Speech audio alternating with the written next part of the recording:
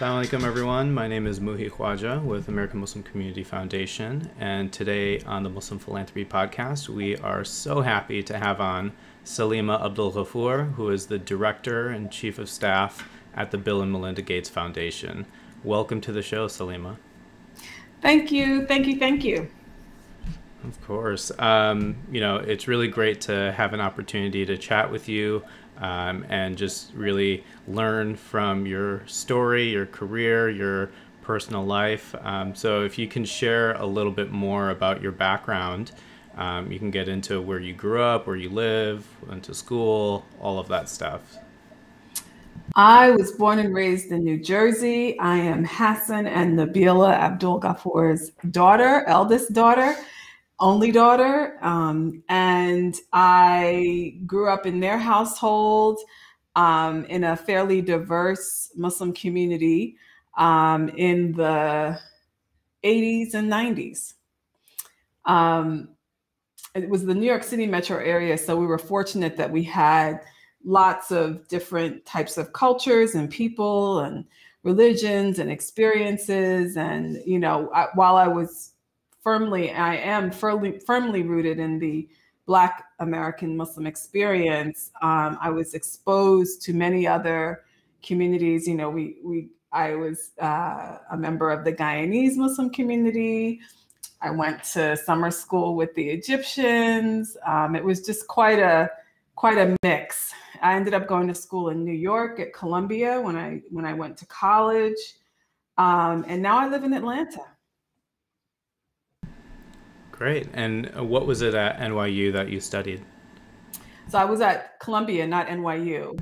Sorry. No, it's okay. I went to the MSA. I'm starting my day. Oh, my Lord. The NYU MSA is much more active, and but we're here to talk about Columbia. My bad. Egalitarian than the Columbia one was.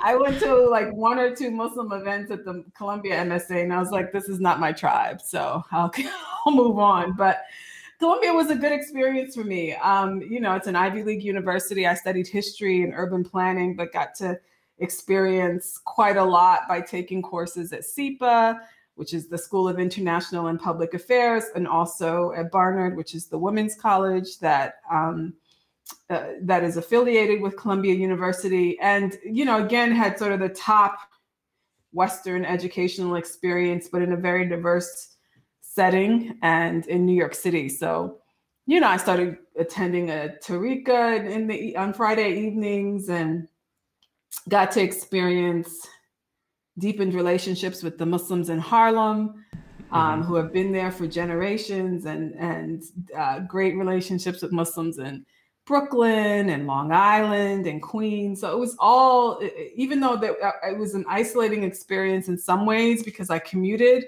as opposed to staying on campus when I first went to Columbia, and the Muslim community on the campus was very disparate and not really welcoming. I grounded with my college classmates and actually had a great experience. Yeah, thank you for sharing that and actually calling out, the problematic truth of that Black Muslim experience, especially in the college MSAs. I think there's definitely a lot that has improved, but I think there's still some way to go. That's been highlighted definitely over the last decade and continues to be. But I think for the college experience, I'm glad that you were able to also find your own kind of group and people to share that experience, and even the Friday night circles and everything like that. So from Columbia and being involved in the international school and the women's college and everything after that, where did your career kind of lead you? So I thought I was going to law school to be a lawyer, and I interned at a firm on Wall Street, and I was like, I don't want any part of this. And I was really glad that I found out then before I paid for law school. And in addition to being firmly rooted in the Black Muslim experience in America, I also was very active, very socially conscious. And my family, really, I got that from my parents. They were socially active. They are very generous in giving and outspoken in terms of civil and human rights. So it was around that time that I started saying, I really want to use the talents and skills that I have and learn new skills and talents. And when I sort of gave up what it should look like and what path I should be on because somebody else said I should, or because, I read it in the book or in the paper and just followed my interests, it worked out tremendously well. So I worked at that law firm for several years, didn't go to law school, but then got recruited to a private foundation in New Jersey, Victoria Foundation, which was basically the Chubb family. It's the insurance family's private foundation, but a significant giver in New Jersey, on open space and economic development, et cetera. And I started to work with Aziza Magazine, which was American Muslims, a magazine for American Muslims founded by Taiba Taylor. And that was amazing. That's actually what got me to come to Atlanta, because I left. Nice. I left the foundation to come and work for Aziza Magazine for a while. Did that and really enjoyed it. Had the opportunity to do a book, and did a book called Living Islam Out Loud, American Muslim Women Speak, which was really an anthology of American Muslim women. I wanted to do a book on second generation Muslims, particularly second generation Muslim women, that wasn't through the lens of the immigrant experience or the conversion experience, but women like me who were born and raised Muslim in this country, and our experiences, not so much our education and all that stuff, but more so our humanity, our triumphs, our tragedies, the things that connect us to the global human experience. So I did that. And then I got very interested in project management work and international development, and was recruited to launch a project with African heads of state to work on the women and children's health goals. And so we launched that in 2009. And I was actually a Gates grantee at that role. That's how I got on the radar of Gates Foundation. And Gates Foundation sent me the job description, and I said, wow, this is an amazing opportunity to contribute to this industry leader, really, on global development, international global development, particularly on health. So that's sort of the short version of the last 20 years. I appreciate you sharing that. So, obviously the Gates Foundation is like a worldwide, globally recognized name. And if you can just share what some of the programs and services are, and then go into a little bit more on like what a day in the life of Saleemah is. So our goal, we are also a family foundation, started by Bill and Melinda Gates, who are our founders and co-chairs. And Warren Buffett has come along and joined the board as well as a trustee. And essentially, the Gates Foundation is leveraging all of its resources, financial and human, into improving the lives of others, particularly around inequity, and particularly around health and global development. So we have significant multi-billion-dollar investments in the global South, as well as the North, more focused on the global South, Sub-Saharan Africa, Southeast Asia, and then significant investments here in the US aimed at dealing with inequity, and particularly inequity around health access. So making sure that women and children have the access to high quality healthcare. That, or maybe you don't know, but maternal mortality is on the rise. Women die in childbirth or just after childbirth, and oftentimes their infants die too or are very sick. Maternal mortality is on the rise here in the US, particularly among African American women, and particularly in the state of Georgia. But it's also on the rise in many parts of the world, especially in the global South. So we do a lot to fund grassroots organizations, to fund research, to fund projects that give people access to high quality, equal, unfettered access to high quality healthcare. Because when you're healthy, we know that you can show up. You can show up to school, you can go to the farms, you can go to the factory, you can go to your office. So the first thing is you need to be well. You need to be whole and in good health. More recently, we've done quite a lot to support the efforts around the COVID-19 global pandemic, particularly equitable access to the COVID-19 vaccines.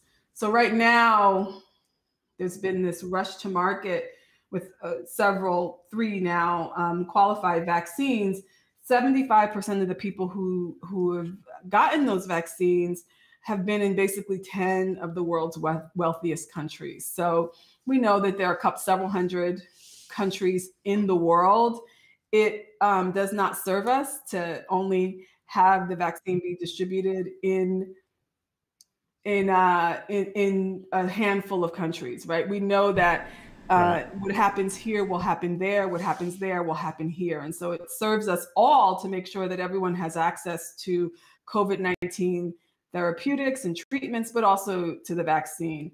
We also know that in this country, while access has ramped up, in communities of color, it really hasn't ramped up, that there's still a real disparity in terms of the number of white people who can actually get the vaccine and then the number of people of color who can get the vaccine. So there are real issues of access and equity in local, national, and global health and development. And so we do a lot of work on that. We also do a lot of work on amplifying expert voices at country level. So not just Melinda and Bill's voices, but also doctors and activists who are working in country on these issues.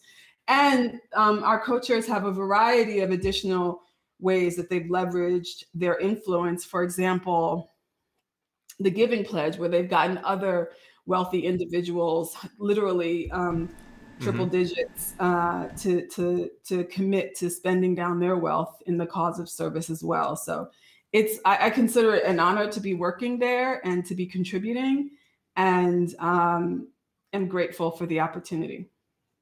Yeah, I mean, number one, just like being recruited for that role, right? Like how awesome is that? So congratulations on that level. And it's so great to see, you on the team, and tell us a little bit more about your role as chief of staff and kind of your day to day.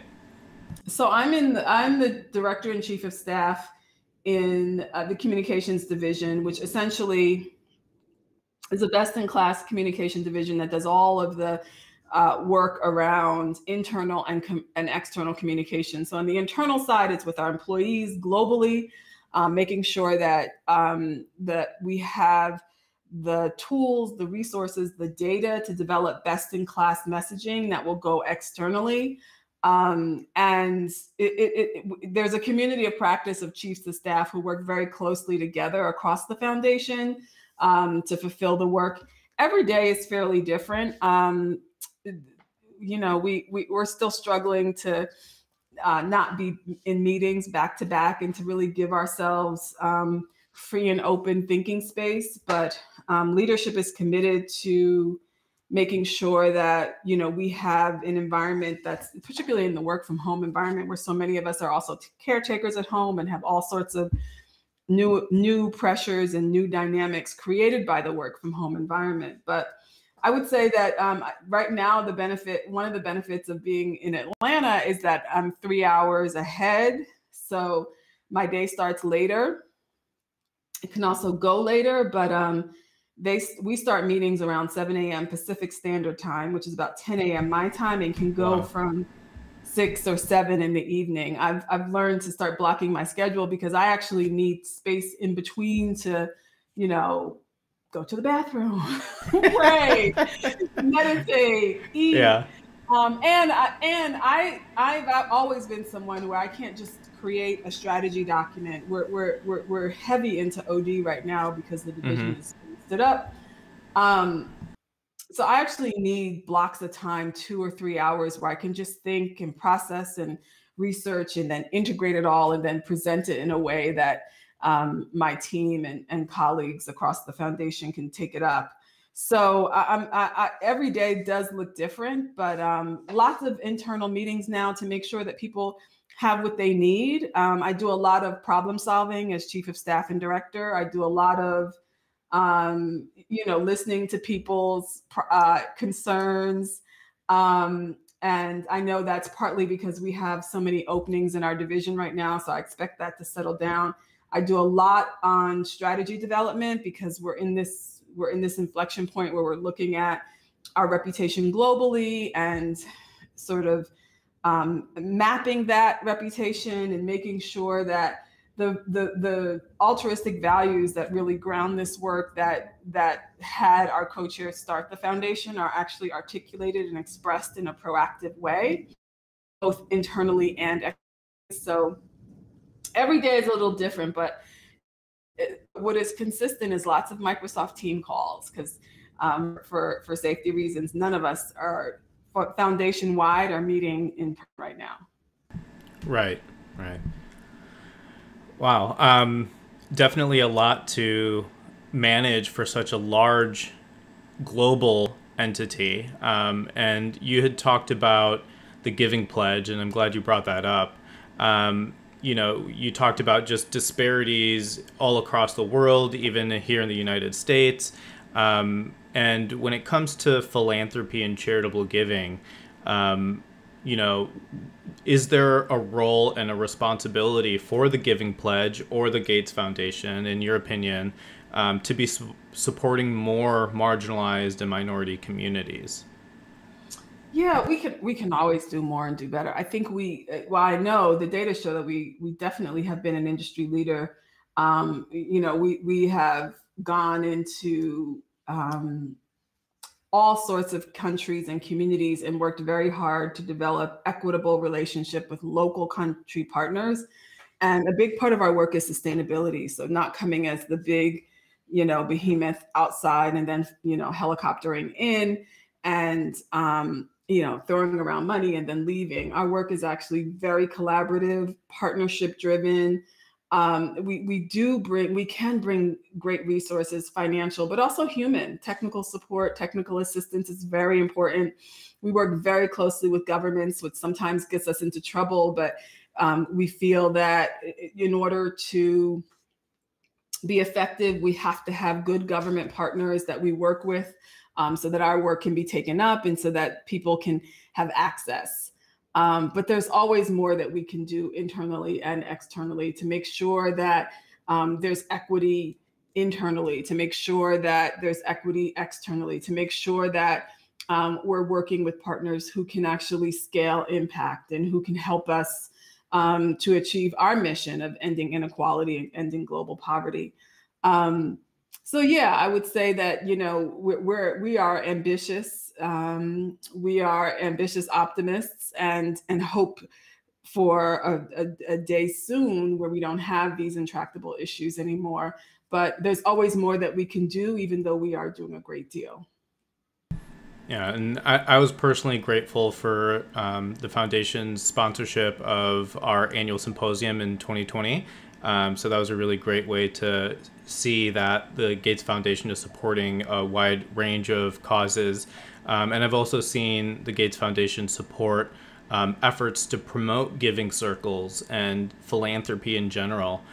So, what's the hope there in terms of just showcasing the impact of collective giving and just promoting this sense of community giving to community? Can you share a little bit more on the focus on philanthropy?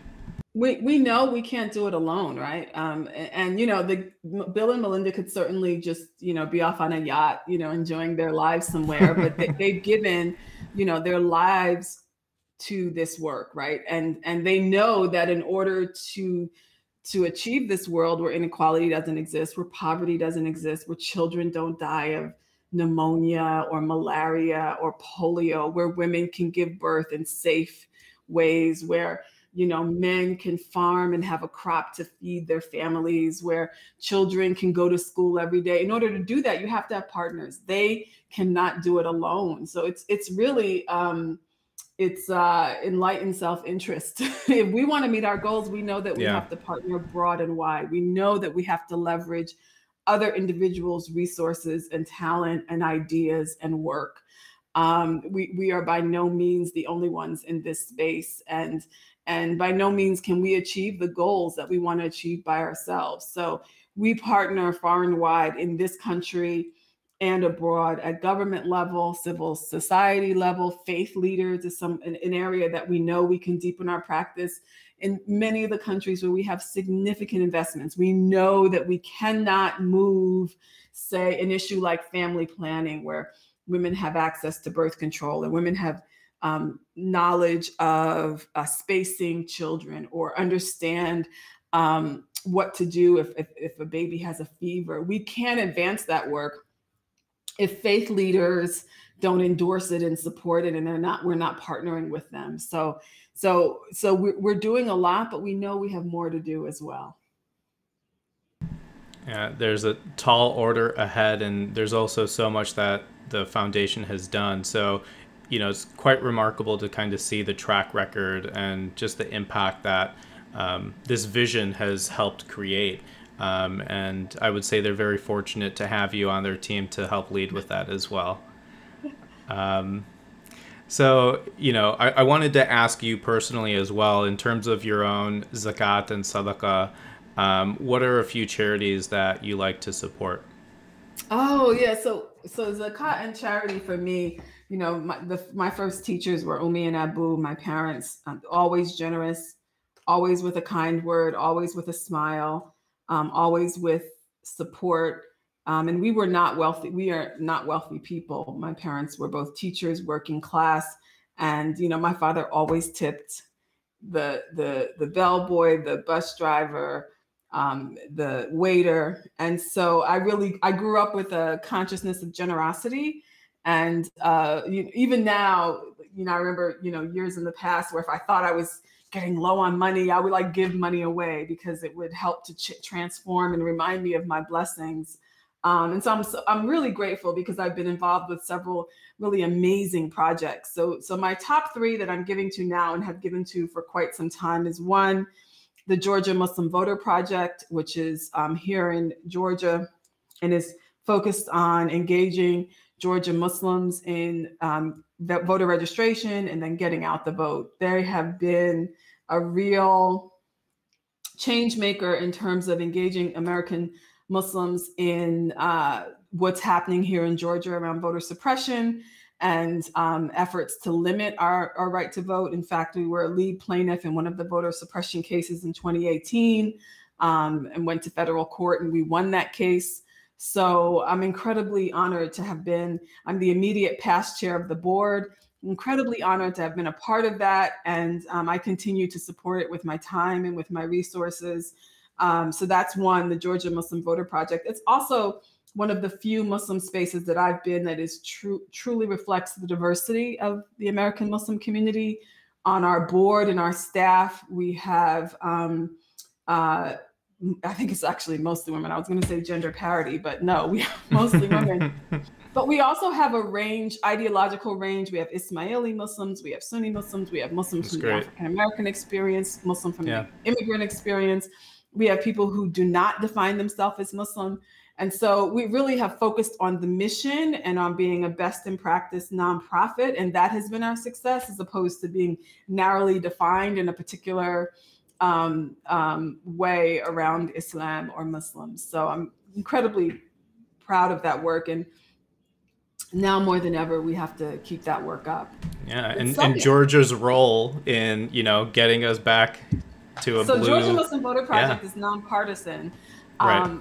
But I personally, Saleemah, am partisan, and I was so happy to be here at this historic moment when, because of our efforts and the efforts of so many other Black women and Asians. I mean, the Asian American population in Georgia tripled their participation in the election. And I mean, that's huge. Arguably Biden got elected because of Georgia, and the Senate, we know for a fact, is blue because of Georgia. So I've been just so pleased to be able to say that I was a part of this work and that I supported this work at this historic time. And, now is not the time to let up. This is, we can see from this massive backlash where they're trying to chip away again at voting rights for people here and around the country, that this work continues to have great needs. So that's the first one. The second one is Sapelo Square, which Sapelo is a small island off of the coast of Georgia, and is one of these sort of crossroads and intersections where enslaved Africans came and lived and left their traditions. Many of the enslaved Africans were Muslim, and you can still see the result of their history today. Sapelo Square was started by an amazing woman named Dr. Suad Abdul-Ghafoor, and it really is the only repository for African American Muslim experiences in the country. It's online, and essentially it's a scholarly source for all things African American Muslims, all experiences, all iterations, and because it is led by a group of phenomenal women, there are men too, but mostly women, they do a lot around the intersection of race and gender, and also Islam. And it's the only place that we have as African American Muslims to go to witness, refine, and document our culture and our input and our expression of Islam in this world. So Sapelo Square is one that is an online resource, but rich data, writings, and just so proud to know Suad. I mean, her website is Dr. Suad, and she's a scholar activist. She's a PhD from Princeton and just has been incredibly active at a global level, an incredible voice for the Muslim community here. So that's the second one that I do a lot of work on. And the third one is one that's also special to my heart. It's called the Muslim Wellness Foundation. It's run by a woman named Dr. Camila Rashad. And one of the things that I think we have, to our own detriment, ignored is the need of mental and emotional health for Muslims worldwide, but in particularly in this country. And she's really the only one that I see at an institutional level who is working on mental and emotional health support for Muslims in America, giving permission for us to get this work, but also bringing real rigor, academia, and with a research focus, real rigor. Camila brings to this work, and obviously, she's got this relatively small organization, and the need is so great. But I have attended her lectures. I mean, she's done imam roundtables where imams get to sit down and get together, and they give them a case study, and then they each have to discuss how they would counsel the person. And there's an audience there that challenges the way they're thinking about it, the guidance that they give. They give tremendous resources and toolkits on what's happening right now, an election toolkit that was actually a joint product of Sapelo Square and Muslim Wellness Foundation. But she's just been incredible. And I am so grateful to have her in my space, and so grateful to tell other people about it, because oftentimes I think Muslims are a bit behind when we think about mental and emotional health, and we think we can just, pray away that depression or that anxiety. And prayer is always out front, and you need trained, qualified folks who understand your way of life to help as well. Right on. For Black History Month, American Muslim Community Foundation highlighted several organizations, and I'm happy to say that Sapelo Square and Muslim Wellness Foundation were both on that list of charities. So we always love boosting fantastic projects, whether it's Black History Month, Women's History Month, Hispanic Heritage Month, and we try to partner with. Roll right into we're in Women's History Month, and all three of the organizations I gave you are run by women. Women-led, for sure. So you can just roll right into March with them. And the one thing I want to say about Sapelo Square, like they had a fantastically curated Black History Month exposition that was curated online. I'm pretty sure it was with the National Museum of African American History and Culture at the Smithsonian. So really fantastic just to see different items of people who were Black Muslim figures, and like I learned so much. So that in and of itself, like this treasure that so many Muslims don't know about. And it's interesting because people who aren't Muslim will tell me, "Do you know her? Do you know what she did?" I'm like, "Yes, that's my girl." We grew up together, and it's just, for sure. It's amazing. I've seen some of the tape recorders that Malcolm X used. Yeah.